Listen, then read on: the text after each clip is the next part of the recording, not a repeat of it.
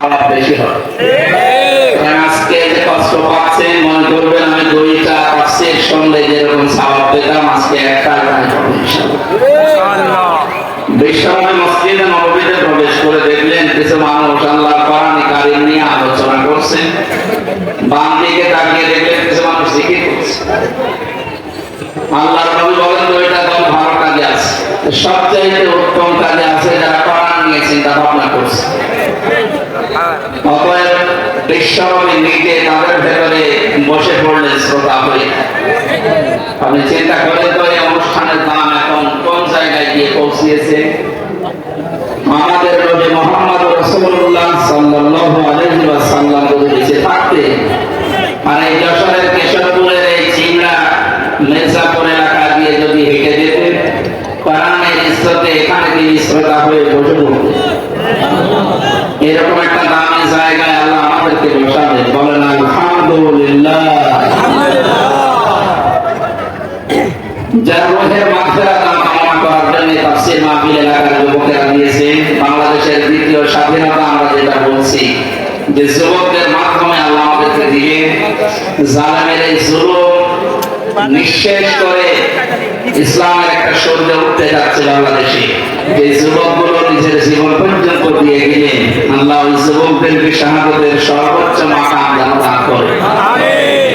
ইহুদি খ্রিস্টান সহ দাদা বাবুদের টাকা পয়সা খেয়ে অনেকে এখন উল্টাপাল্টা কয়েকদিন ধরে বলতেছে শহীদ আবু সাইদ, শহীদ মুগ্ধ, শহীদ আবু রায়হান সহ পুলিশের এই পিছন ভ্যান থেকে যে উপর থেকে একটা ছেলেকে ফেলে দিয়েছিল শহীদ ইয়ামেন, এখন শহীদ হয়নি,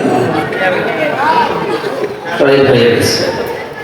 বিশ্ব থেকে নানান দুনিয়ার মানবতা কামনা করেছে। কি অবস্থা বলেন তো, উপর থেকে মনে হচ্ছে কুকুরের বাচ্চা ফেলে দিচ্ছে। এরপর জীবন পর্যন্ত দিয়ে যারা আমাদেরকে স্বাধীনভাবে চলাফেরা করার একটা পরিবেশ দিয়ে গেলে তাদের রূহের মাগফিরাত কামনার জন্য এলাকার যুবকেরা এই আয়োজনে আঞ্জাম দিয়েছে। আপনাদেরকে নিয়ে আমরা খুশি, আমরা খুশি হয়ে আল্লাহর কাছে দোয়া করবো। তিনি জানিয়েছেন আমার কাছে দোয়া করো, আমি ডাকে সাড়া দেব। সুতরাং তার কথা অনুযায়ী আমরা দোয়া করবো। আজকে আসলে বের হয়েছে অনেক আগে, রাস্তাঘাটের অবস্থা এবং দূরও একেবারে কম না। গতকাল বেশি সিরাজগঞ্জে ছিলাম, ওখান থেকে বাড়িতে, বাড়ি থেকে এখানে সারাদিন সারা রাত গাড়িতে আসে। তারপর আমরা সুস্থ ভাবে আমাদেরকে পৌঁছিয়ে দিয়েছেন, বলছে আলহামদুলিল্লাহ। কোরআনে কারীম উপস্থাপন যেভাবে করতে হয় আমরা ওইভাবে কোরআন থেকে শিখে বলতে চাই। আল্লাহ পাক বলেন কিতাবুন উনজিলা ইলাইকা ফালা ইয়াকুন ফি সাদরিকা হারাজুন মিনহু লিতুনযিরা বিহি ওয়া যিকরা লিল মুমিনিন। এই একটা কিতাব আপনাকে আমি দিয়েছি, এই তো আওয়াজ বাড়বে।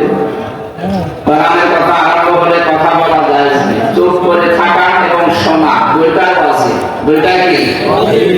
আপনি ওয়াজিব তরফ করলে বেতের নাম ছেড়ে দিয়ে যেন গুনাহ হয়, এখানে এখন কথা বললে অন্তত যতক্ষণ কোরআন আমি চালাবো, এবং যদি না শোনেন তবে গুনাহ হবে। ওয়াজিব তরফ করা যদি একেবারে নীরব নিস্তব্ধ হয়ে যায়। পৃথিবীতে কিতাব, এই যে কিতাবুন, এই একটাই মাত্র কিতাব আল্লাহ তার নাম দিয়েছেন কোরআনে কারীম। পৃথিবীতে অন্য যা আছে এগুলো কিতাব নয়, কিতাবের ব্যাখ্যা। এগুলো কি? একটা কিতাব ফেরেশতারা চেনে, পৃথিবীর কোন কিতাব আর ফেরেশতারা চেনে না। তাহলে আমরা এখন এই দেশে, বিশেষ করে বাংলাদেশ, বাংলা, পাকিস্তানে, একটা দেশে যারা দায়ী আল্লাহর কাজ করি অধিকাংশ টেনে বলি যে সেদিকে আছে ওইদিকে টেনে নিয়ে যায় না। কোরআন কিভাবে প্রচার করা লাগে আল্লাহ এই আয়াতে শিখিয়েছেন।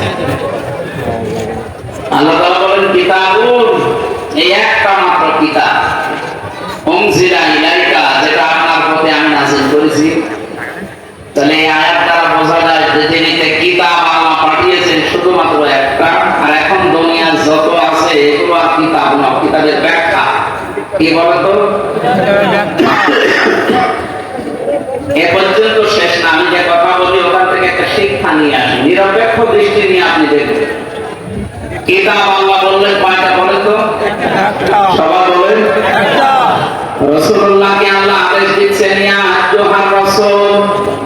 বাল্লিগ মা উনজিলা ইলাইকা মির রাব্বিক। হে নবী, আপনাকে আমি যে কিতাব দিয়েছি ওই কিতাব আপনার প্রতি যেটা আমি নাজিল করেছি ওটা আপনি বাল্লিগ তাবলীগ করেন, প্রচার করেন, ওটা মানুষের ভেতরে পৌঁছিয়ে দেন। এই আয়াত এই দুইটা সামনে রাখলে এক বাক্যে বলা যাচ্ছে আল্লাহর পক্ষ থেকে আমাদের কাছে যেটা এসেছে তার নাম বলে কি